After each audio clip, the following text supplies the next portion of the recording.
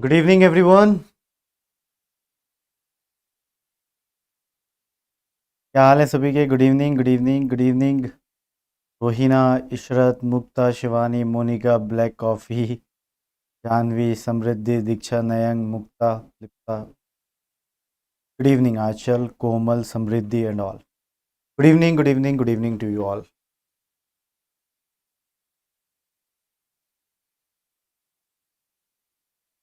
Good evening, good evening. तो कैसे हो आप लोग सभी? सुबह का सेशन सभी ने देखा? कोई ऐसा जिसने वो सुबह का सेशन ना देखा हो? ठीक है? आज रैपिड रिवीजन सीरीज के अंदर टेक्निक था, और टेक्निक में इलेक्ट्रोफोरेसिस, क्रोमेटोग्राफी और ब्लॉटिंग हमने ख़त्म किया। ठीक है। गुड इवनिंग सारे एस्पिरेंट। तो आज के इस सेशन में, ठीक है, आप सभी का स्वागत है, और हमारे इस यूट्यूब प्लेटफॉर्म पर जिसका नाम है IT जैम गेट बी स्वेट पीजी यूट्यूब चैनल। मैं हूं मोहित पाटीदार, और आज हम डिस्कस करेंगे प्रीवियस ईयर क्वेश्चंस 2023 के 2023 के प्रीवियस ईयर क्वेश्चंस हम डिस्कस करने जा रहे हैं। ठीक है।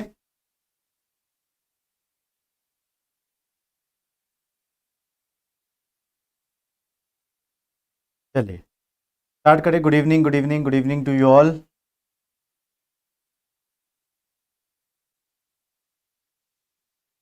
चलिए, तो फर्स्ट क्वेश्चन आपकी स्क्रीन पे everyone. Good evening, good evening. उससे पहले मैं आपको बता दूं, IFS की जो टेस्ट सीरीज है वो भी आपको मिल रही है ₹1 में only. Use the coupon code MP sir. इसमें डिटेल्ड वीडियो सॉल्यूशंस भी मिलते हैं आपको। एग्जाम करीब है, किसी भी सब्जेक्ट के लिए आप लेना चाहें, चाहे वो लाइफ साइंस हो, जूलॉजी हो, बॉटनी हो, बायोकेमिस्ट्री हो, या फिर प्लांट बायोटेक्नोलॉजी हो, हर कोर्सेज के लिए अवेलेबल है। कूपन कोड आपके सामने है, MP सर। ठीक है। तो first question on your screen. आज का जो हमारा प्रीवियस ईयर क्वेश्चन का सेशन है वो 2023 के हम क्वेश्चंस करने जा रहे हैं, क्योंकि मंडे, ट्यूसडे, वेनसडे को हमने 2024 के क्वेश्चन किए, 2024 के। तो अब हम 2023 के क्वेश्चंस करने जा रहे हैं। ठीक है। ऑन योर स्क्रीन फटाफट सॉल्व करते जाइए। मैं थोड़ा सा स्पीड से चलूँगा आज, ठीक है, क्योंकि 5 बजे के बाद मेरा एक लाइव भी रहता है। ठीक है ना, तो वो बच्चे जो हमारे हैं वो वेट ना करें, इसलिए फटाफट सॉल्व करते हैं। Food borne bacteria that causes acute bacterial vomiting and diarrhoea, क्या होगा? Foodborne bacteria that causes acute bacterial vomiting and diarrhea. Shigella species, Salmonella species, Pseudomonas aeruginosa, Clostridium tetani और Yersinia anticolytica। क्या आपको करेक्ट ऑप्शंस पता करना है यहाँ? बताइए जरा करेक्ट ऑप्शन क्या होगा आप सभी का।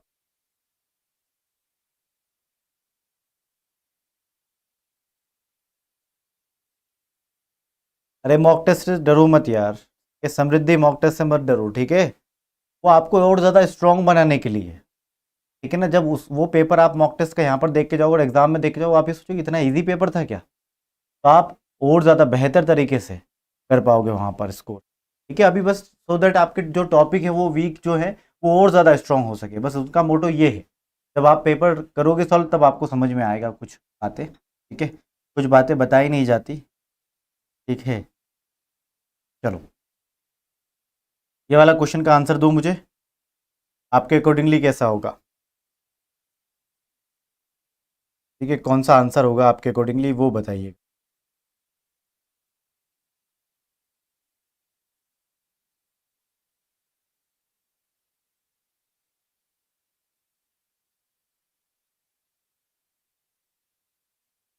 ओके, यहाँ पर आंसर्स आ चुके हैं।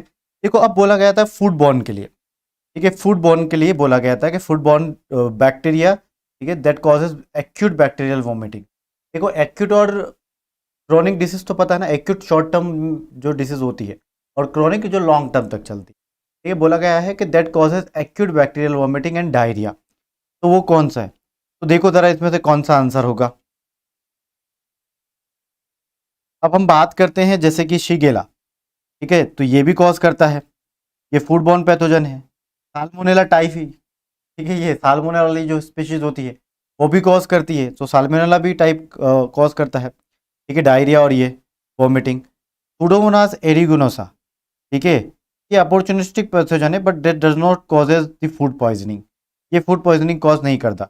क्लोस्ट्रीडियम टिटेनी, ये टिटेनस कॉज करता है, ठीक है, तो ये भी कॉज नहीं करेगा। यर्सिनिया एंटीकोलिटिका, हाँ ये कॉज करता है, ठीक है, यर्सीनिया एंटीकोलिटा, बिल्कुल। तो ये भी फूडबॉर्न, ठीक है, तो बिल्कुल सही बात है। तो यहाँ पर आंसर क्या हो जाएगा हमारा, ए बी ई, ये भी नहीं है, ए बी तो है पर ई नहीं है, ये भी नहीं, ई ए बी, यही हमारा आंसर होगा, ठीक है। चलिए नेक्स्ट क्वेश्चन, ये वाला क्वेश्चन सॉल्व करिए। The radiation source in transmission electron microscope, transmission electron microscope, ठीक है, टेक्निक का क्वेश्चन है। माइक्रोस्कोपी में नेक्स्ट लेक्चर में करवाऊंगा ना, सैटरडे को जो लेक्चर होगा उसमें। The radiation source in transmission electron microscopy is UV light, electron beam, visible light, microwave. What's your correct answer, do let me know in the comment box, okay. Sejal I know, ठीक है, कई सारे aspirant को मैंने बोला है कि ठीक है ये टेस्ट सीरीज आपको 1 रुपीज़ में मिलती है, कूपन कोड यूज़ कर सकते हो आप एमपी से। अब सेजल का ये है कि सर टेस्ट सीरीज में आंसर जो हैं वो गलत हैं, तो कुछ आंसर, कुछ क्वेश्चंस के आंसर्स गलत हो सकते हैं, मैं डिनाई नहीं कर रहा हूँ। आपको हमने कितने ज़्यादा यूनिट टेस्ट और कई सारे मॉक टेस्ट प्रोवाइड करे, और उसमें क्या हो जाता है कि टाइपिंग के दौरान कई बार मिस्टेकनली कोई रॉन्ग आंसर वहाँ पर लिख दिया जाता है, ठीक है ना, ये बाय मिस्टेक होता है, पर फिर भी हम क्रॉस चेक करते हैं, फिर भी कोई आंसर रह गया है, ठीक है, कुछ क्वेश्चंस गलत हो सकते हैं, हाँ हो सकते हैं, ठीक है, ह्यूमन एरर है, होता है इतना, ठीक है। तो आप वहाँ पर जब आप सॉल्व करते हो तो वहीं पे एक ऑप्शन आता है कि रेज द क्वेरी, ठीक है, आप रेज करोगे वो सही हो जाएगा अगली बार से, ठीक है, तो डोंट वरी। और देखो यार इतने ज़्यादा 4-5 हज़ार क्वेश्चन में 100 क्वेश्चन रॉन्ग भी निकल जाते तो ये बड़ी बात नहीं, ठीक है, हम वो भी नहीं चाहते कि उतना एरर भी ना हो, ठीक है, तो उस पर हम काम भी करते हैं, बट स्टिल 4-5 हज़ार बहुत सारे क्वेश्चंस होते हैं ना, उसमें कुछ गलतियां हो जाती हैं, ठीक है ना। अब जैसे एनटीए की तरफ से मैं हमेशा एग्जांपल देता हूँ, 75 क्वेश्चन देंगे उसमें से भी 1-2 गलतियां निकाल देते हैं, बोलते चैलेंज करो कौन सा रॉन्ग है, तो 75 क्वेश्चन में वो रॉन्ग आंसर दे सकते हैं, हमारे पास तो कितने सारे क्वेश्चन, ठीक है, तो होता है, ठीक है? अब देखो जरा, radiation source in transmission electron microscopy is UV light, electron beam, visible light, microwave, क्या आंसर होगा। सेकंड, बस इलेक्ट्रॉन बीम का यूज किया, देखना इलेक्ट्रॉन माइक्रोस्कोपी में इलेक्ट्रॉन बीम का यूज किया, कम वेवलेंथ ऑफ लाइट को यूज, बिल्कुल सही बात है। यू फ्लोरेसेंस माइक्रोस्कोपी में यूवी लाइट का यूज किया जाता है, विजिबल लाइट, ठीक है, इसको भी लाइट माइक्रोस्कोपी में, माइक्रोवेव का इस्तेमाल यहाँ नहीं किया जाता, ठीक है, ओके। चलिए इलेक्ट्रॉन स्पिन रेजोनेंस वहाँ पर कहते हैं। ये देखो अब ये वाला क्वेश्चन सॉल्व करो, क्या आया था, मैच ऑफ द फॉलोइंग में, पीवाई क्यू हम कौन से लाइफ साइंस के पीवाई क्यू सॉल्व कर रहे हैं, 2023 के, 2023 के, ठीक है। Good evening Khushi, good evening everyone, good evening Niranjan, okay. Here on to your screen choose the correct answer and match list 1 and list 2। अब ठीक है, वैंकोमाइसिन, ठीक है, बेसिट्रेसिन, स्ट्रेप्टोमाइसिन और एम्फोटेरिसिन, एक साइड यहाँ पर क्या दी है, एंटीबायोटिक्स दी है, दूसरी साइड बैक्टीरिया दी है, कौन किसको टारगेट करता है, सिंपल सा आंसर होगा, बताइए जरा क्या आंसर है, ठीक है, सॉरी टारगेट नहीं, ये एंटीबायोटिक किस बैक्टीरिया से प्रोड्यूस होती है ये बताना है आप, ठीक है, तो उसके सामने मैच करो,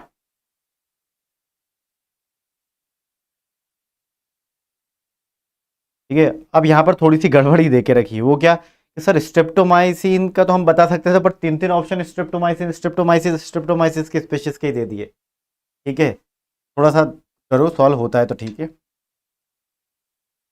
यार, हो तो गया यार, क्या शानदार आंसर कर रहे हो यार, स्ट्रेप्टोमाइसिस, ठीक है, थर्ड ऑप्शन बिल्कुल सही बात है, ठीक है, स्ट्रेप्टोमाइसिस ओरिएंटलिस, ठीक है, तो ए का हो गया भैया फोर्थ, बेसिट्रेसिन, ठीक है, ए का फोर्थ हो गया, बेसिट्रेसिन का क्या हो जाएगा, बेसिलस सबटिलिस। आप इतना भी देख लेते कि बेसी और बेसिलस सबटिलिस, इससे भी लगाते आप तो बी का क्या आना चाहिए था, फर्स्ट। ऐसा कौन सा ऑप्शन है जहां पर बी का फर्स्ट है, एकमात्र ऐसा ऑप्शन देके रखा है आप, मतलब एकमात्र ऐसा ऑप्शन है जिसमें बेसिट्रेसिन का बेसिलस सबटिलिस देके रखा, तो यही हमारा आंसर है। देखो जरा, तो इस क्वेश्चन में और कुछ था क्या, तो जो रटने वाले आते हैं ना कई बार वो लॉजिक से हो जाते हैं, ठीक है, चलो ठीक है। अब अगला मैं बात करूंगा, ठीक है, स्ट्रेप्टोमाइसिस, ठीक है, स्ट्रेप्टोमाइसिन, तो ये ऑप्टेन की जाती है स्ट्रेप्टोमाइसिस ग्रासियस से, तो ये सी का तो थर्ड ए से ही हो जाएगा, है ना, और एम्फोटेरिसिन सेकंड आ जाएगा। चलिए नेक्स्ट क्वेश्चन, ये स्टेटमेंट वाले क्वेश्चन है गाइस। स्टेटमेंट वाले क्वेश्चन दो ही स्टेटमेंट देके रखते हैं, दोनों स्टेटमेंट में से पता करना होता है क्या सही है रॉन्ग है, बस स्टेटमेंट 1 करेक्ट है या रॉन्ग है, स्टेटमेंट 2 करेक्ट है या रॉन्ग है, बस इतना चेक करना है। बाकी देखो इस डायरेक्ट क्वेश्चन में तो इसमें क्या होता है, इस डायरेक्ट क्वेश्चन में तो 4 ऑप्शन देखने पड़ रहे हैं, ये 4 स्टेटमेंट होते हैं जिसमें हमें सेलेक्ट करना पड़ता है कौन सा स्टेटमेंट सही है। यहाँ पर तो सिर्फ 2 ही स्टेटमेंट पढ़ना है, क्या वो सही है या गलत है बस। Phyto hormone ethylene promote, phyto hormone ethylene, ठीक है, फाइटो मतलब प्लांट, हार्मोन मतलब प्लांट हार्मोन की बात हो रही है, one of the hormone ethylene promote senescence and abscission of the plant organs, ठीक है, तो ये सेनिसेंस को प्रमोट करता है क्या। स्टेटमेंट 2 देके रखा है the most widely used compound as a source of ethylene is ethephon, ठीक है, तो बताइए क्या होगा answer. Good evening Divyanshi, good evening to you all.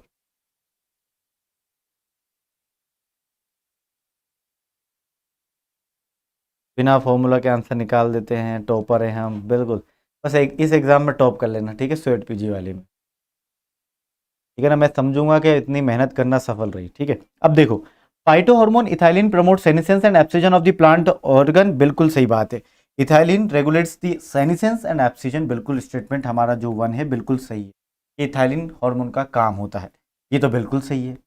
फिर आप देखो the most widely used compound as a source of ethylene is ethephon, बिल्कुल सही बात है, तो इथेपोन मोस्ट वाइडली, ठीक है, used as a compound of ethylene कौन सा है, इथेपोन, बिल्कुल सही है। तो स्टेटमेंट 1 और 2 दोनों करेक्ट है, तो हमारा above statement choose the correct answer पूछा था और यही हमारा करेक्ट।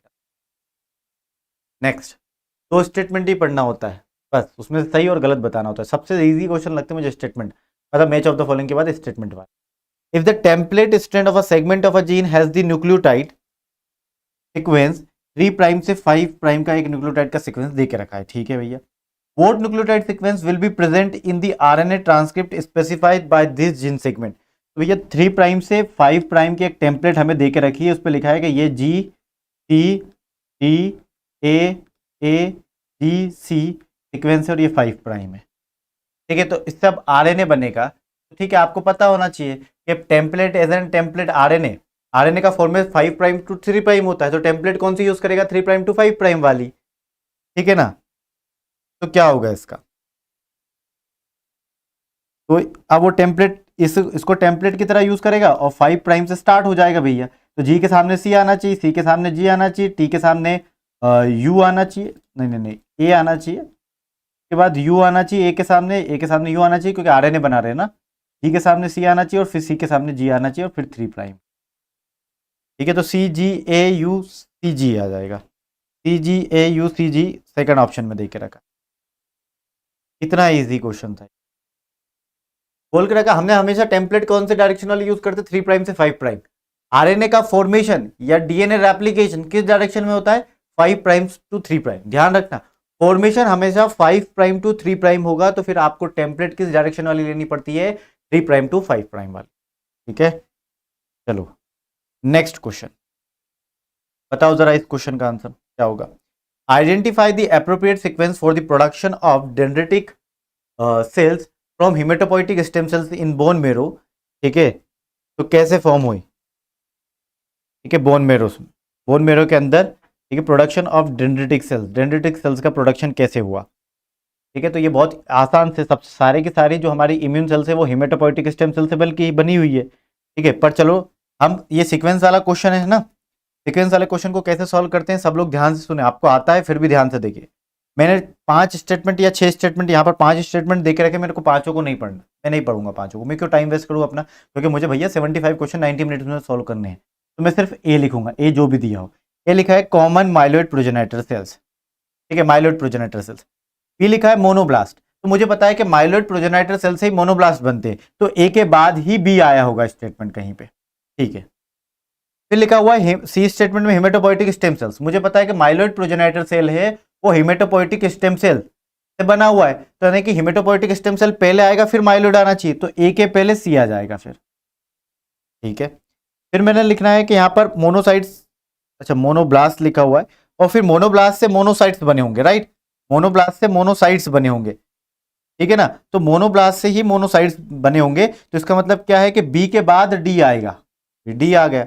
डेंड्रिटिक सेल्स फिर कहां पे बने होंगे, तो डेंड्रिटिक सेल्स कहाँ पे बने होंगे फिर?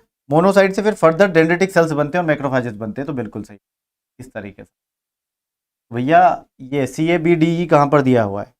ऑप्शन नंबर 2 में देख, बहुत सही। ठीक है, सीक्वेंस वाले क्वेश्चन मैंने कभी ये नहीं किया, कभी भी ऐसा मत करना है ना।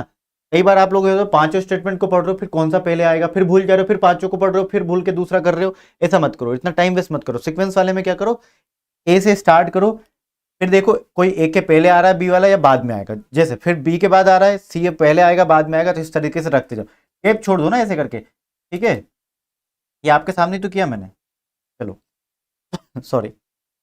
Which molecule ATP does not donate? इनमें से कौन सा मॉलिक्यूल है जो एटीपी डोनेट नहीं करता होगा? Note donate. Which of the following molecule, ठीक है, एटीपी डज नॉट डोनेट? कौन सा मॉलिक्यूल होगा? ठीक है बताओ जरा। ये फॉस्फोराइल लिखा हुआ है, जल्दी से ये टाइप करके ले आया हो, ये लो।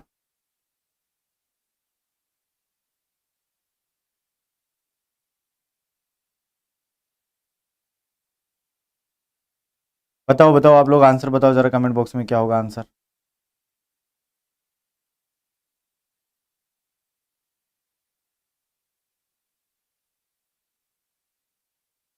आया?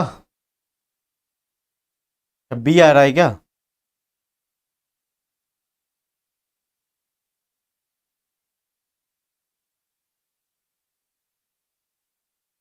अब यहाँ पर तो थोड़ा सा है ना, वो दो ऑप्शन सेम दिए थे, तो फॉस्फोराइल ग्रुप है। ठीक है चलो ठीक है, तो फॉस्फोराइल ग्रुप तो एडिनाइलेट ग्रुप भी देता है, डिऑक्सी राइबोल ग्रुप नहीं देता, डिऑक्सी राइबोक्सिल ग्रुप नहीं देता, तो यही आंसर था हमारा। प्रीवियस ईयर क्वेश्चंस लेकर आया हूँ मैं, और कुछ नहीं। ठीक है, एक भी क्वेश्चन मेरे द्वारा डिजाइन करा हुआ नहीं, अपने मन से मैंने कोई ऑप्शन नहीं रखा है, एज इट इज क्वेश्चंस में लेकर आया हूँ। ठीक है, तो हम प्रीवियस ईयर क्वेश्चन 2023 के क्वेश्चन सॉल्व कर रहे हैं। Differences in the absorption of left and right-handed circularly polarized light is measured by. Differences in the absorption of left and right-handed circularly polarized light is measured by. Spectroscopy से question है। Technique technique technique उस दिन solve किए थे, कल question solve किए थे, 3 technique के मिले थे, 25 क्वेश्चन में से 3। आज अभी तो 25 भी नहीं हुआ, अभी 2 क्वेश्चन मिल चुके हैं। ठीक है, differences in the absorption of left and right handed circularly polarised light is measured by. आज ही टेक्निक इलेक्ट्रोफोरेसिस, क्रोमेटोग्राफी और ब्लॉटिंग करवाई है। ठीक है, कल लेना जाकर, आज ही लेक्चर रैपिड रिवीजन सीरीज के अंदर, नहीं किया हो तो। ठीक है, अब देखो जरा यहाँ पर, हाँ समझदार हो गए। CD स्पेक्ट्रोस्कोपी, सर्कुलर डाइक्रोइज्म स्पेक्ट्रोस्कोपी, क्योंकि यहाँ पर हम क्या देते हैं, 2 लाइट देते हैं। ठीक है, अब आपको क्या लगता है कि सर्कुलरली, ठीक है, या फिर सर्कुलर डाइक्रोइज्म स्पेक्ट्रोस्कोपी में, अब स्पेक्ट्रोस्कोपी में लाइट सोर्स से लाइट जाएगी, पर सर्कुलर लाइट कैसे जाएगी? तो हम यहाँ पर क्या करते हैं, 90 डिग्री के एंगल डिफरेंस से हम 2 लाइट को देते हैं, एक इस डायरेक्शन से आएगी और एक इस डायरेक्शन में आएगी, और ये दोनों आपस में टकराती है और एक सर्कुलर लाइट का फॉर्मेशन करती है, एक सर्कुलर। ठीक है, तो अब इस डायरेक्शन से आई, तो उसने क्या, कौन सा फॉर्मेशन कर लिया, मान लो राइट हैंडेड कर लिया, right handed circularly polarised light. अब इधर से दो और इधर से दो, फिर वो लेफ्ट हैंडेड कर लेगी, तो इस तरीके से। ठीक है, तो मान लो आपने इधर डायरेक्शन से दिया और इस डायरेक्शन में दिया, तो उसने राइट हैंडेड सर्कुलरली कर लिया। अब आप इसके अपोजिट वाले में दे दो, इधर और इधर से दे दो, तो वो left handed circular polarised light का फॉर्मेशन। ठीक है, तो यहाँ पर CD स्पेक्ट्रोस्कोपी में, ठीक है, left and right handed circular polarised light के द्वारा मेजर की जाती है, तो यही हमारा आंसर। ठीक है, यही हमारा आंसर है। ठीक है, चलिए, बाकी तो हो नहीं सकते हैं। Next question on your screen everyone, ये यहाँ पे लिखा हुआ है, which of the following is linked with beta oxidation of the fatty acid? इनमें से कौन सा beta oxidation of the fatty acid से लिंक्ड है, वो आपको बताना है। Which of the following is linked with the, ठीक है, beta oxidation of the fatty acid. याद रखो, फैटी एसिड का ऑक्सीडेशन प्लांट के अंदर परऑक्सीजोम के द्वारा किया जाता है, परऑक्सीजोम में होता है फैटी एसिड का ऑक्सीडेशन प्लांट के अंदर। हमारे अंदर, ह्यूमंस के अंदर, ठीक है, माइटोकॉन्ड्रिया के अंदर होता है, यदि 16 कार्बन से कम है। तो 16 कार्बन से ज्यादा है तो फिर वो परऑक्सीजोम के अंदर होता है, बट प्लांट के अंदर तो completely beta oxidation of fatty acid peroxisome में। चले अब देखते हैं जरा होता है क्या। करेक्ट कौन सा है? ठीक है, beta oxidation of fatty acid के अकॉर्डिंगली करेक्ट कौन सा है? देखो जरा, activation of the fatty acid, ठीक है, ये तो फर्स्ट स्टेप है यार, ये तो बिल्कुल करेक्ट है। तो ये तो बिल्कुल करेक्ट है, आपको करेक्ट बताना है, रॉन्ग बताना है, इनकरेक्ट, करेक्ट बताना है। तो पहले मैंने तो ये टिक कर लिया कि भैया मुझे करेक्ट बताना है, तो ये correct. Break down of the fatty acids in the cytoplasm, ठीक है, break down of the fatty acids in the cytoplasm, नहीं नहीं, यहाँ पे गड़बड़ी हो गई भैया, यहाँ पर गड़बड़ी है। ठीक है, break down of fatty acid यहाँ पर नहीं होता, साइटोप्लाज्म कहाँ होता है? ठीक है, वहां पर तो ब्रेक डाउन नहीं होगा फैटी एसिड का, ऑक्सीडेशन की बात कर रहा नहीं। Transport of fatty acid into the mitochondria, बिल्कुल सही बात है। ठीक है, तो मतलब ये तो ठीक नहीं, ये भी स्टेटमेंट करेक्ट है बिल्कुल। ठीक है, माइटोकॉन्ड्रिया में ट्रांसपोर्ट होता है, बिल्कुल करेक्ट है। जब फैटी एसिड का ऑक्सीडेशन देखोगे तो आपको समझ में आएगा। Oxidation in the Krebs cycle, ना यहाँ पर गड़बड़ी है। क्रेब साइकिल में ऑक्सीडेशन क्यों होगा? क्रेब साइकिल ये वही टीसीए साइकिल है भैया, जहाँ पर सिट्रेट, आइसोसिट्रेट, ठीक है, अल्फा कीटो ग्लूटारेट, ठीक है, सक्सिनल कोएंजाइम में सक्सिनेट, फ्यूमेरेट, फिर मैलेट, फिर मैलेट से फिर फर्दर सिट्रेट बनेगा, बट ऑक्सिलो एसिटेट को कंबाइन करके, तो इस तरीके से साइकिल चलती है। यहाँ तो कहीं नहीं भैया हमारा बीटा ऑक्सीडेशन नहीं हुआ। Oxidation in the mitochondrial matrix होता है, हाँ। तो ए स्टेटमेंट सही है, सी सही है और ई सही है। ए सी ई कहाँ दिया हुआ है? यहाँ पर दिया हुआ है। ठीक है हमारे, ठीक है, फिर भी आपको लगता है कि सर ए स्टेटमेंट सही है, हमको तो पता है, तो चारों में एक किस्मत खराब थी। बी तो रॉन्ग है, तो किस किस में बी दिया है वो एलिमिनेट कर दो, एक में ही दे के रखा था। फिर देखो सी सही है, तो जहां जहां पर सी दिया यहाँ पर सी नहीं है, तो दो ऑप्शन बचे। इस तरीके से भी आप कर सकते हैं। ठीक है, next question on your screen, assertion reason का क्वेश्चन है। अजर्शन रीजन को कैसे सॉल्व करना है, इसकी निंजा टेक्निक पर एक वीडियो है। ठीक है, आप सबसे लेटेस्ट वीडियो अभी अपलोड किया है मैंने कल ही, तो आप हमारे इसी यूट्यूब चैनल के वीडियो सेक्शन में जाकर वीडियो देखोगे तो सबसे पहला वीडियो अजर्शन रीजन वाला आ जाएगा। ओके, चलिए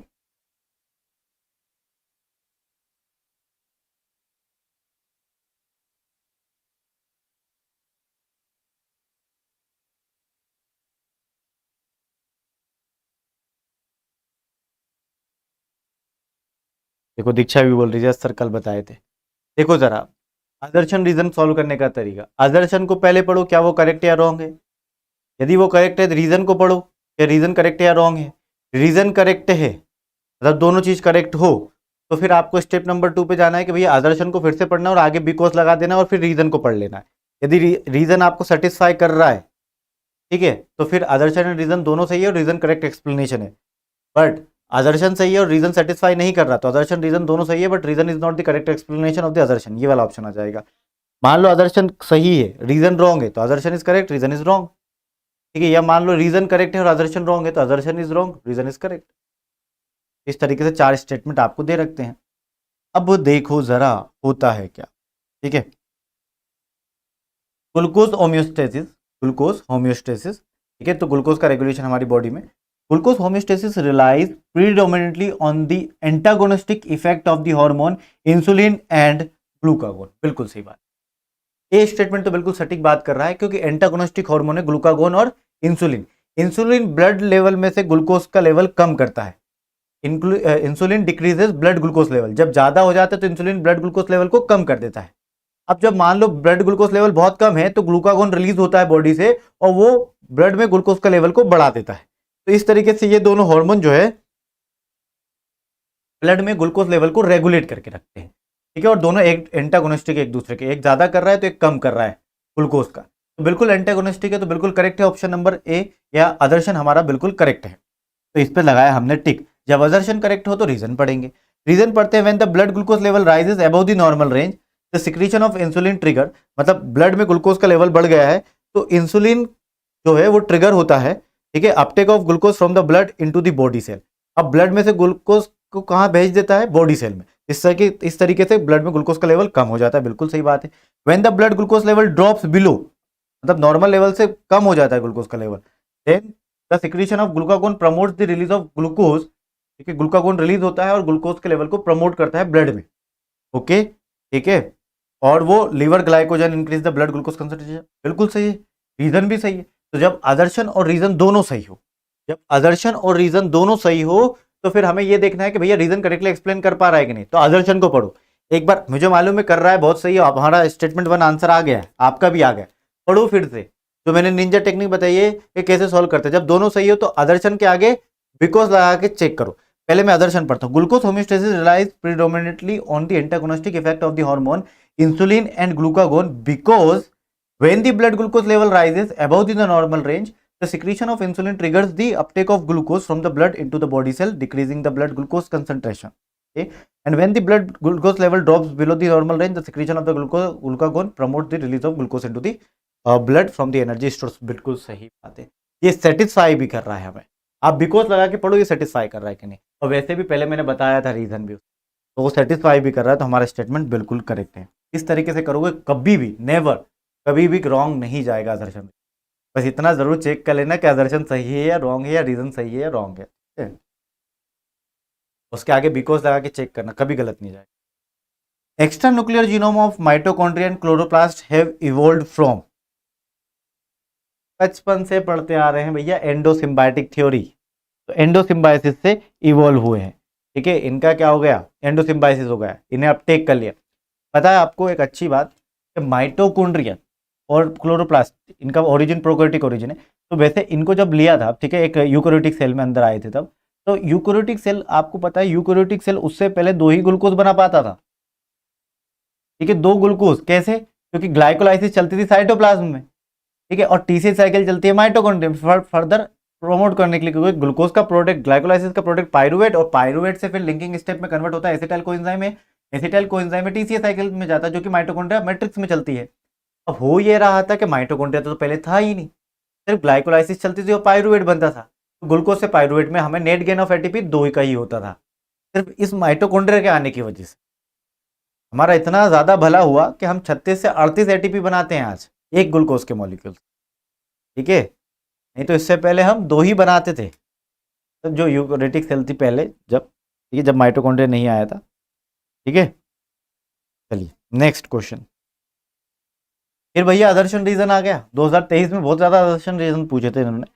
one is labelled as assertion and other is labelled as reason, ठीक है। चलो भैया आदर्शन क्या बोल रहा है चेक करो, और फिर रीजन चेक करो क्या बोल रहा है, ठीक है। दोनों सही हो तो फिर बिकॉज लगा के आदर्शन के आगे बिकॉज लगा के चेक करो रीजन करेक्ट एक्सप्लेनेशन दे रहा है या नहीं दे रहा, ठीक है। या फिर आदर्शन ही करेक्ट है और रीजन रॉन्ग है, तुरंत आंसर कर दो ऑप्शन नंबर सी, बिल्कुल सही है। फिर यदि आदर्शन रॉन्ग है और रीजन करेक्ट है तो ऑप्शन नंबर डी तुरंत आ जाएगा। ऑप्शन और 1 2 में बिकॉज लगाने की जरूरत है। सेटिस्फाई कर रहा है तो 1, नहीं कर रहा है तो 2।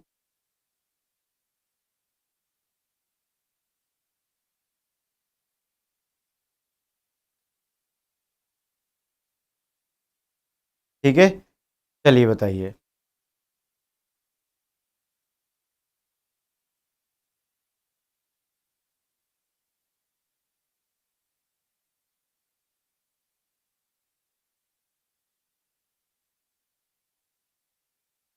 क्या होगा आंसर?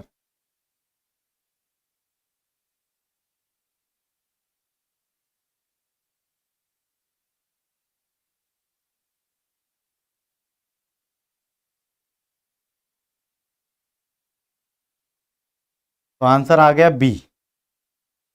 चलिए ठीक, ओके। अब मैं समझा देता हूं फटाफट क्या है आंसर। भैया ये तो कॉन्स्टिट्यूटिव हेट्रोक्रोमेटिन से है, हेट्रोक्रोमेटिन से है,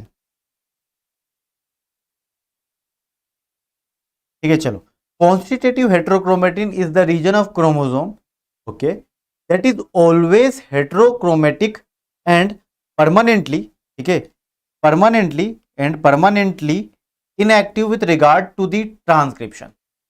यह स्टेटमेंट तो बिल्कुल सही है। फिर ये स्टेटमेंट तो बिल्कुल सही है, क्योंकि कॉन्स्टिट्यूटिव हेट्रोक्रोमेटिन जो कभी भी एक्सप्रेस ना होता, ऐसा रीजन जो कभी भी एक्सप्रेस ना हो, कॉन्स्टिट्यूटिव हेट्रोक्रोमेटिन मतलब लगातार उसी उसमें बना रहे वो हेट्रोक्रोमेटिक उसमें। तो constitutive heterochromatin is the region of chromosome that is always heterochromatic and permanently inactive वाला रीजन को ही आपने बोला कॉन्स्टिट्यूटिव हेट्रोक्रोमेटिन, बिल्कुल सही बात है। रीजन बोल रहा है कि facultative heterochromatin refers to the chromatin that can occasionally interconvert between heterochromatin and euchromatin। ये बिल्कुल सही बात है।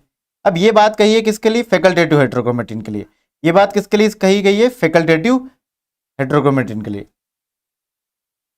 ओके। तो ये बात किसके लिए कही गई है? फैकल्टेटिव हेटेरोक्रोमेटिन के लिए। तो ये भी सही बात है, क्योंकि फैकल्टेटिव हेटेरोक्रोमेटिन वो रीजन है जब जरूरत पड़ती है तब वो यूक्रोमेटिक रीजन में चेंज हो जाता है, जब जरूरत नहीं है तो वो हेटेरोक्रोमेटिन में रीजन में बना रहता है। तो ये स्टेटमेंट भी बिल्कुल सही है। अब जब अदर्शन रीजन दोनों सही है तो फिर हम अदर्शन पढ़ेंगे और उसके आगे बिकॉज लगा के रीजन चेक करेंगे। Constitutive heterochromatin is the region of the chromosome that is always heterochromatic and permanently inactive with regard to the transcription because facultative heterochromatin refers to the chromatin that can occasionally interconvert between the heterochromatin and euchromatin। ठीक है, तो यहां पर बिल्कुल सही बात है, यहां पर बिल्कुल करेक्ट है। ठीक है, अब बात ये आती है कि सर यहाँ पे थोड़ी सी गड़बड़ी ये दिख रही है कि हमें समझ नहीं आ रहा है कि ऑप्शन नंबर ए लगाएं, फर्स्ट लगाएं या सेकंड लगाएं। ये तो बात पक्की है कि अदर्शन और रीजन दोनों करेक्ट है। ठीक है, तो उसके आगे बिकॉज लगाओ, यदि सेटिस्फाई कर रहा है तो ठीक है, नहीं कर रहा है तो अलग बात है।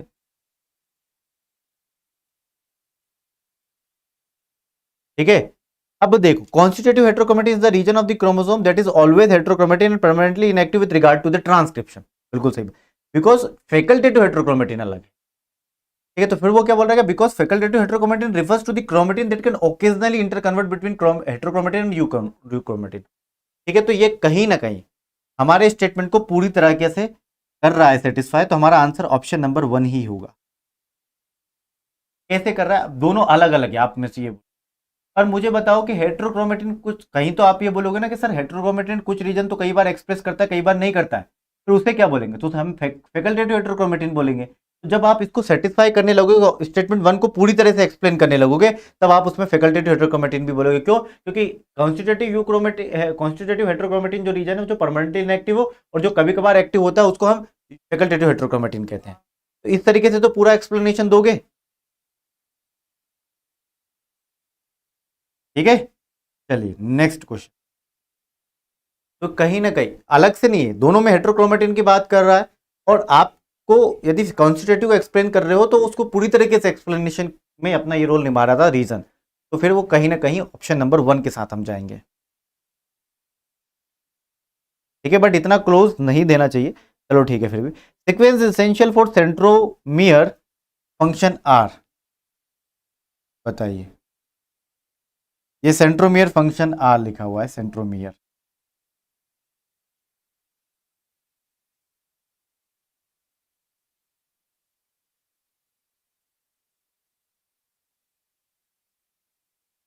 बताइए क्या आंसर होगा अब।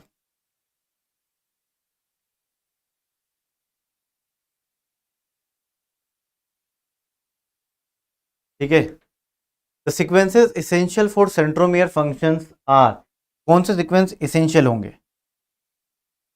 ठीक है, हर जगह बेस पेयर लॉन्ग लिखा हुआ है। ठीक है, तो ये पी है गाइस, ये पी है, ये पी है, ये भी पी है, और ये भी पी है। ठीक है, बेस पेयर लॉन्ग।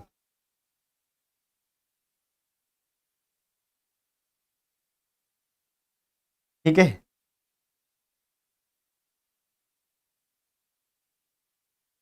क्या होता है मुझे एक बात बताओ, जो जेनिक रीजन होता है जो कोड करता है ना, वहां पर आपको जनरली वो जीसी रिच होता है, वहां पर ए और टी भी होते हैं, बट वो जीसी रिच ज्यादा होता है। ठीक है, तो अब सेंट्रोमियर वाला जो रीजन है वो इनकोड नहीं करता किसी चीज के लिए।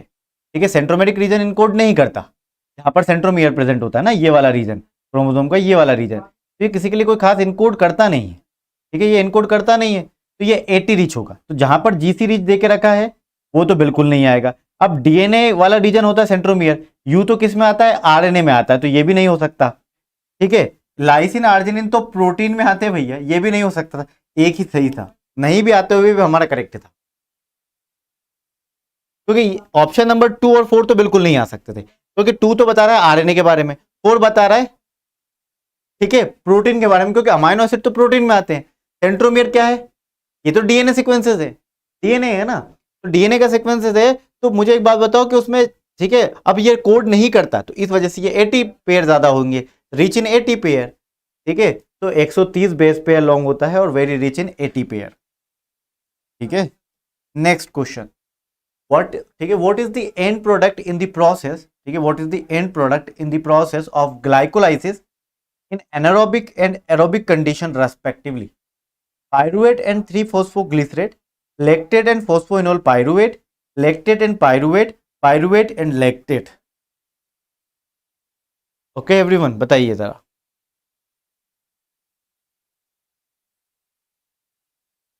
कल कोई तो एस्पिरेंट था, क्या नाम था? आशीष राणा।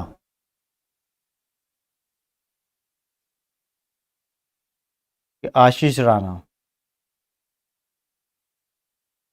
कल उसने चैट बॉक्स में 40 रुपीज पे किए थे, बताओ।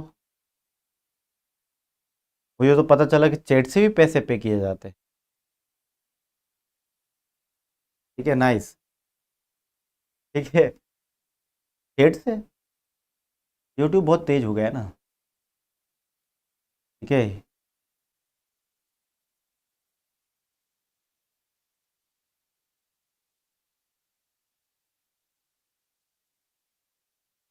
आज नहीं आया क्या आशीष?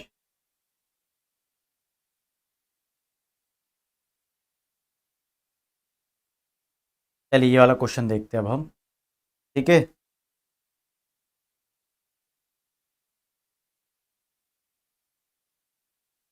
मैंने देख लिया था, बट अब वो इट्स नॉट गुड ना, तो फिर मैंने चेक किया, तो फिर मैंने कहा चलो ठीक है। हाँ वो पता नहीं क्या है, 40 रुपीज़ है। मैंने चेक किया फिर।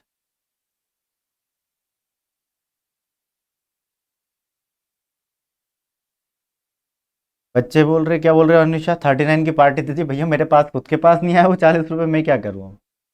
मुझे तो वो 40 ही नहीं मिले, 39 की पार्टी कहाँ से दे दूँ? हाँ, मेरे पास खुद के पास नहीं आया, वो तो हमारे चैनल के पास जाते हैं। ठीक है, हमारे पास क्या है बताओ यार।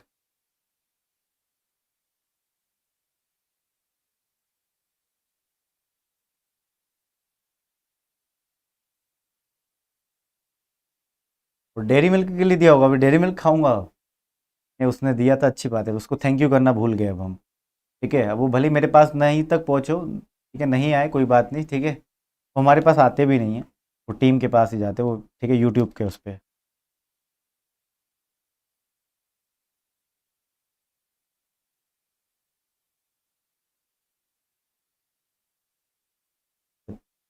सर के पास सैलरी है? सैलरी इतनी नहीं होती है यार, क्या बात कर रहे हो तुम?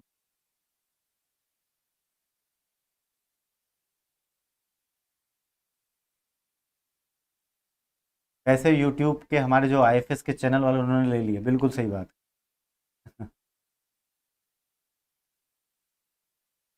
तो निरंजन बोल रहा है 39 लाख का इन्वेस्टमेंट था, 30 का इन्वेस्टमेंट था, 36 लाख का घाटा हो गया, बिल्कुल सही बात है, ये तो वही वाले मीम बता दिया तुम लोग।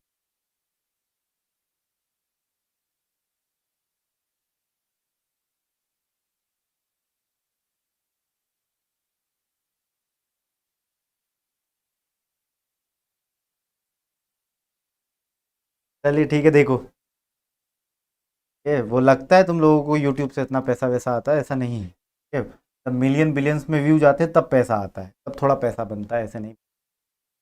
ठीक है, ऐसे तो टोटली फ्री सेवाएं चलती रहती है बस, और कुछ नहीं है। कि कभी पूछना जिस चैनल के मतलब थोड़े बहुत व्यूज़ हैं, 1 लाख से भी कम हो, तो कोई खास पैसा नहीं, कि बिल्कुल बहुत ही कम। ठीक है, चलो अब देखो ये वाला क्वेश्चन देखते हैं अब हम।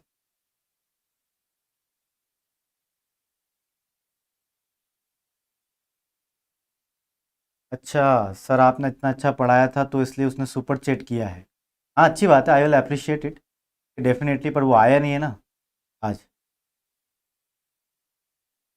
डेफिनेटली, तो मैं कहाँ गलत बोल रहा हूँ?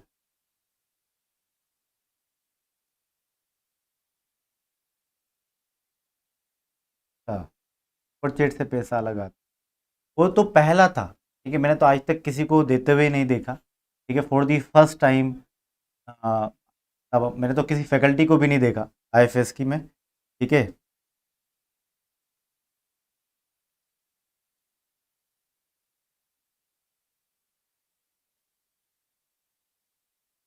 चलो देखो अब ज़रा।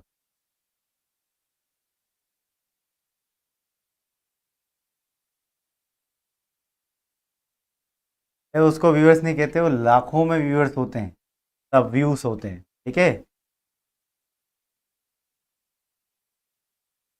चलो देखो अब ज़रा। What is the end product in the process of glycolysis in anaerobic and aerobic condition respectively. ठीक है, तो what is the end product of in the process of glycolysis in anaerobic. ठीक है, तो ग्लाइकोलाइसिस इन एरोबिक और aerobic, तो aerobic की तो आपको पता है पायरुवेट बनता है। ठीक है, और पायरुवेट से फिर फर्दर एसिटाइल कोएंजाइम में बनता है। ठीक है, तो आपको इसका तो पता है कि पायरुवेट बनता है। ठीक है, और यहां पर क्या बनता है, एनारोबिक कंडीशन पर, एनारोबिक कंडीशन पर लैक्टेट बनता है। ठीक है, जहां पर ऑक्सीजन ना हो तो लैक्टेट बनता है। ठीक है, तो लैक्टेट एंड पायरुवेट जहां पर आ जाएगा। ठीक है, तो पहले आपसे एनारोबिक कंडीशन में लैक्टेट दिया हुआ है, तो लैक्टेट कहां पर है, यहां पर है, फिर पायरुवेट यहां पर है, थर्ड आ जाएगा। Next question solve. Write the different steps for water purification process of untreated water to drinking water for human use in sequence. ठीक है, तो सिक्वेंस में बताना है आपको। ये भी एक बार क्वेश्चन आया था, बस अलग ही था हटके। ठीक है, चलो बताओ, बाकी सब लोग आंसर बताओ। मैं इतनी देर कमेंट पढ़ लेता हूँ, सब लोग आंसर में ध्यान लगाओ।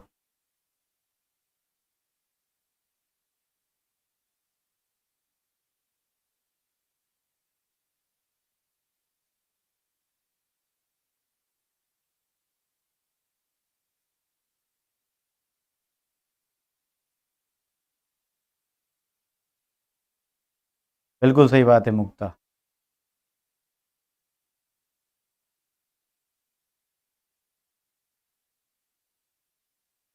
चलिए चलिए, अब देखो जरा। अरे बस आप लोग रिजल्ट लेकर आओ यार, मेहनत करो, बस रिजल्ट लेकर आओ। ठीक है, colour and precipitate removal, softening process, taste and odour removal, disinfection, turbidity removal. ठीक है, तो एक क्वेश्चन है यहाँ पर, वाटर प्योरिफिकेशन से रिलेटेड क्वेश्चन आया था। ठीक है, तो आप कैसे, ठीक है, अनट्रीटेड वाटर को ट्रीट करोगे, तो basically step by step manner में आपको बताना था। तो सीक्वेंस में जरा ध्यान रखो, यहाँ पर क्या आएगा सीक्वेंस में। सबसे पहले मैंने क्या करना है कि जो भी सीक्वेंस में आए, मुझे क्या करना, मैंने ए को लिख लिया। ए में लिखा था कलर एंड प्रेसिपिटेट रिमूवल, तो पहले प्रेसिपिटेट रिमूवल, ये जो भी वाटर में है गंदगी, उसको रिमूव कैसे करोगे, सेटलिंग डाउन करवा के। ठीक है ना, पहले तो ये कुछ चीजें हम इस तरीके से करेंगे।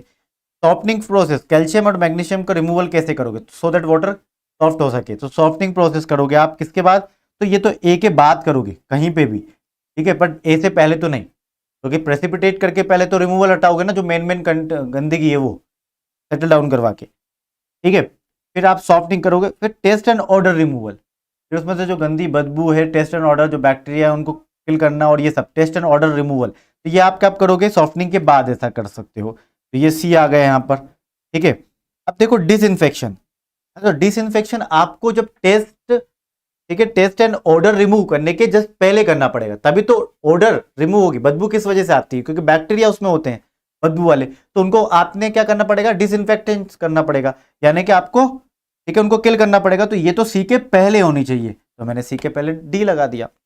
ठीक है, बट बी के बाद होना चाहिए। ठीक है, अब टर्बिडिटी रिमूवल, हाँ टर्बिडिटी रिमूवल ये आप लास्ट में करें, नहीं नहीं लास्ट में नहीं होगी ये, और पहले होगी, डिसइंफेक्शन से भी पहले हो सकती है। तो ए बी ई डी सी कहीं पे है क्या, A B E D C, C D है, चलो यही आएगा फिर। डिसइंफेक्शन बाद में आ रहा है क्या, ठीक है, टेस्ट एंड ऑर्डर रिमूवल के बाद भी हो सकता है, ऐसा नहीं है हमारे ऑप्शन में नहीं सेटल डाउन हो रहा, तो ठीक है बाद में भी कर सकते हैं। ये जो साफ कर रहा था उसका मन था कि मैं बाद में करूँ, चल ले बाद में। ठीक है, A B E C D हमारा करेक्ट आंसर है, थर्ड वाला हमारा करेक्ट आंसर है। नेक्स्ट क्वेश्चन सॉल्व करो।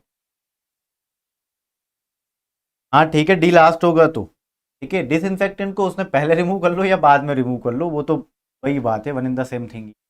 क्योंकि टेस्ट एंड ऑर्डर रिमूवल ऐसे ही होगी डिसइंफेक्शन। ठीक है, तो चलो बाद में दिया है तो बाद में कर लो, क्या इशू है। ठीक है, और कोई दूसरा ऑप्शन हमें कंफ्यूजिंग वाला था ही नहीं। ठीक है, तो ठीक है चलो। Next question, which is not the anti microbial peptide. ठीक है, विच is not the anti microbial peptide, इनमें से कौन सा एंटी माइक्रोबियल पेप्टाइड नहीं है। ठीक है, कौन सा नहीं है वो आपसे पूछा गया, विच is not the anti microbial peptide. ठीक है, जल्दी करो अब इसे। सी, थर्ड वाला ना, इम्यूनोग्लोबुलिन, क्योंकि ये तो एंटी माइक्रोबियल पेप्टाइड नहीं है, एंटीबॉडी है। ठीक है, और ये कैथेलिसिडीन, डिफेंसिन और ये हिस्टेटिन, ये तीनों के तीनों एंटी माइक्रोबियल पेप्टाइड है जो डायरेक्टली किल करती है पैथोजन को। तो ये भी डायरेक्टली किल करते हैं पैथोजन को, डायरेक्टली किल पैथोजन।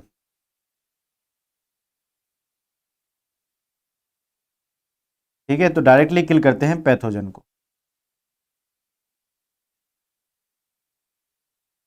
डायरेक्टली किल पैथोजन।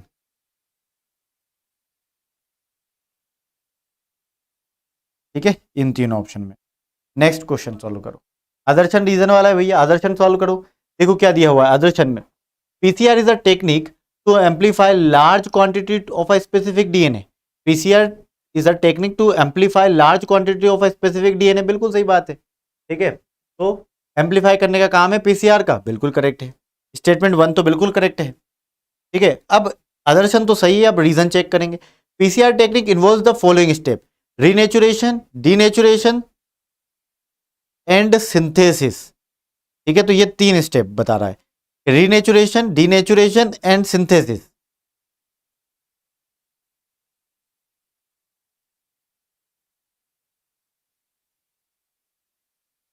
बताओ बताओ बताओ बताओ क्या होगा आंसर। हाँ, शानदार शानदार। आदर्शन पढ़ेंगे पहले, आदर्शन रीजन सॉल्व करने की निंजा टेक्निक क्या, आदर्शन पढ़ो। PCR is a technique to amplify large quantities of specific DNA, बिल्कुल सही है। तो भैया ये स्टेटमेंट तो सही है। बी रीजन पढ़िएगा, PCR technique involve the following step, renaturation, denaturation and synthesis. कहीं गड़बड़ नहीं दिख रहा है? अरे रीनेचुरेशन कब से होने लगा? स्टेप पीसीआर की तो 3 है, पहले स्टेप लिख लो। नहीं तो डीनेचुरेशन होता है सबसे पहले, फिर एनिलिंग होती है। ठीक है, एनिलिंग होती है, और फिर लास्ट में एक्सटेंशन होता है या सिंथेसिस होती है। ठीक है, एक्सटेंशन या फिर सिंथेसिस का बोल दो आप। ठीक है, ये होता है डीएनए स्ट्रैंड का। क्लियर है? तो रीनेचुरेशन तो कहीं नहीं होती है, तो आदर्शन तो सही है बट रीजन रॉन्ग हो गया। ठीक है, तो कहां पे लिखा assertion is true, reason is false, यही हमारा आंसर आ गया फटाक से आंसर तुरंत। Next question. ठीक है, choose the correct statement from list 1 to list 2 में से करना है। अच्छा, ये सेम आया था क्या? वाह यार, चलो ठीक है, इससे रिलेटेड क्वेश्चन भी हमने कल किया है। ठीक है, तो same as it is question repeat हुआ होगा। चलो देखो अभी इसका क्या है। DNase 1, RNase H, S1 nuclease और टर्मिनल। तो आरएनएज एच क्या करता है? आरएनएज एच आरएनए का डिग्रेडेशन करता है। ठीक है, आरएनए डीएनए में से आरएनए का डिग्रेडेशन करेगा, degrades the RNA portion of a DNA RNA hybrid. तो भैया ये फोर्थ वाला आ गया। बी का फोर्थ कहां पर दिया है? 2 ऑप्शन में बी का फोर्थ दिया है। चलो ठीक है, आरएनएज 1 क्या करेगा? ये डिग्रेड करेगा आरएनए को।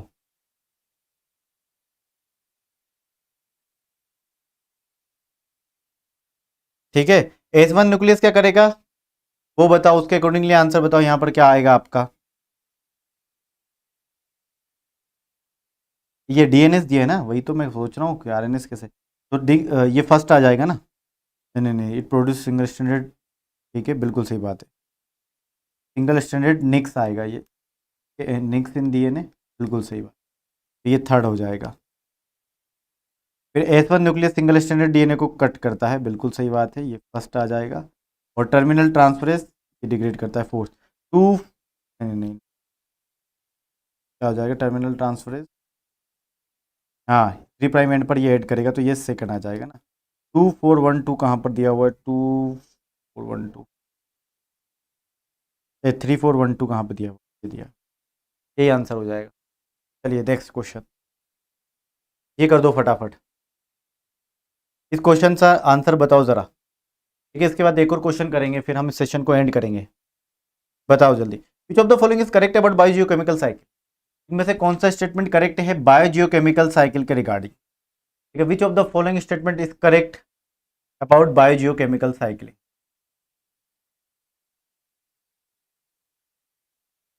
ठीक है,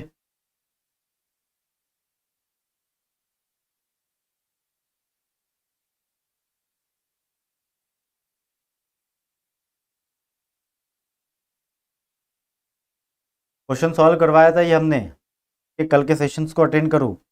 देखो अब जरा यहाँ पर क्या आंसर आ जाएगा, बायोजियोकेमिकल साइकिल पर क्वेश्चन है एक। ठीक है, अब आपको करेक्ट आंसर बताना है, इन पांचों स्टेटमेंट को पढ़ो और कौन से करेक्ट है वो हमें बताओ। ठीक है, चलो देखते हैं। The cycling between inorganic and organic carbon sources aerobically and anaerobically by the microbes. ठीक है, तो बिल्कुल सही बात है, माइक्रोब के द्वारा की जाती है, तो बिल्कुल सही है, तो ये तो ट्रू है भैया। Biochemical cycle is not energised bye solar energy, तो ये वाला जो है is not energised bye solar energy, बिल्कुल सही बात है, तो ये भी हमारा जो है ठीक है ट्रू है, बट डिपेंड करता है, ये depends, true but depends, right. चलो अभी फिलहाल के लिए हम ट्रू मानते हैं इसे।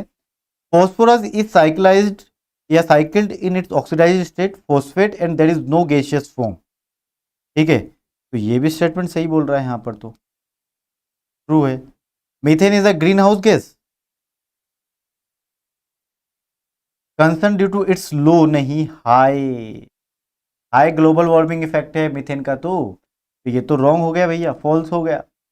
आपको सही नहीं पता तो ये तो पक्का पता है कि गलत है, ठीक है, लो नहीं हाई ग्लोबल वार्मिंग इफेक्ट, क्योंकि CFC मीथेन इनको पढ़ते हो ना, nitrogen phosphorus and sulphur cycle have a gaseous component only, ये तो पॉसिबल नहीं है, ठीक है, सल्फर साइकिल तो भैया कई सारे इसमें से फॉस्फोरस साइकिल रॉक और इन सब से भी हम पढ़ते हैं ना, तो बिल्कुल नहीं होगा। फॉस्फोरस एंड सल्फर साइकिल में तो हम रॉक भी पढ़ते हैं, तो ये भी फॉल्स हो गया, भैया दो फॉल्स है, डी और ई तो हम जहाँ पर दिए होंगे डी और ई वो तो रॉन्ग हो गए सरासर। अब ए और बी, बी स्टेटमेंट पढ़ लो, बी भी सही है, तो ए बी सी ओनली हमारा करेक्ट आंसर। लास्ट क्वेश्चन, बताओ जल्दी क्या होगा answer. Which is not the heteropolysaccharide of extracellular, ठीक है, matrix, extracellular matrix in multicellular animal, ठीक है, इज नॉट अ हेट्रोपोलिसेक्राइड, ध्यान रखना। ECM में नहीं मिलता हो वो आपको बताना है, extracellular matrix outside of the cell, तो जो मैट्रिक्स है उसे हम एक्स्ट्रा सेलुलर मैट्रिक्स बोलते हैं, उसमें इनमें से कौन सा नहीं मिलता है, कौन सा हेट्रोपोलिसेक्राइड नहीं मिलता है, ठीक है, तो हेट्रोपोलिसेक्राइड बोल रहा है ये, ठीक है, तो पहली बात तो पॉलीसेक्राइड बोल रहा है, केराटिन प्रोटीन भैया इतना तो बोलते हैं बालों में केराटिन प्रोटीन, ठीक है, तो केराटिन तो क्या है, प्रोटीन है, ये पॉलीसेक्राइड थोड़ना है, तो यही हमारा आंसर हो जाएगा, नोट पूछा था यही, बाकी सब ठीक है, hyaluronan, keratan sulfate and heparin are heteropolysaccharide found in the extracellular matrix, ये तीनों के तीनों मिलते हैं एक्स्ट्रा सेलुलर में, ठीक है, तो ये तीनों मिलते हैं। एवरीवन, तो आज के इस सेशन में हमने 20 क्वेश्चन सॉल्व किए, क्योंकि हमारे पास टाइम कम था, हम डेली बेसिस पे 25 क्वेश्चन सॉल्व करते हैं, ठीक है, तो चलिए आज के सेशन में इतना ही, क्योंकि मेरा अप्लाई है तो फिर मुझे जाना होगा, ओके। 5 ही क्वेश्चन कम सॉल्व किए, बट इसको मैं नेक्स्ट 2 डेज में कवर कर दूंगा, डोंट वरी, हमारे 75 क्वेश्चन सॉल्व हो जाएंगे पूरे, ठीक है, सैटरडे तक हमारा PYQ 2023 का सॉल्व हो जाएगा कंप्लीटली, डोंट वरी, ठीक है। चलिए, 1 रुपीज़ की टेस्ट सीरीज, जैसे कि मैं हमेशा बोल रहा हूँ, 1 रुपीज़ की टेस्ट सीरीज अवेलेबल है, कूपन कोड इस्तेमाल करना है MP सर, ठीक है, हमारी वेबसाइट पर 1 रुपीज़ में। आई होप आज का ये सेशन पसंद आया होगा आपको, 499 में PYQ है, ठीक है, नहीं तो मैं करवा ही रहा हूँ आपको, और इसी के साथ साथ अभी तक आपने हमारा रिकॉर्डेड कोर्स नहीं लिया है 999 में, तो रिकॉर्डेड कोर्स ले लो गाइस, ये आपके लिए है, और फ्री ऐप पे कई सारी चीज़ें गिवन है ऑलरेडी, टोटली फ्री, तो IFS का ऐप नहीं हो तो डाउनलोड कर लो, we are result oriented institute, तो ऐसे इंस्टीट्यूट को सेलेक्ट करना जो रिजल्ट ओरिएंटेड हो, और अभी तक आपने IFS का ऐप डाउनलोड नहीं किया तो कर लो, okay. That's all from my end, thank you so much for joining this session, bye bye, take care and happy signing off, मिलते हैं किसी और वीडियो में, मोस्ट वेलकम डियर ऑल।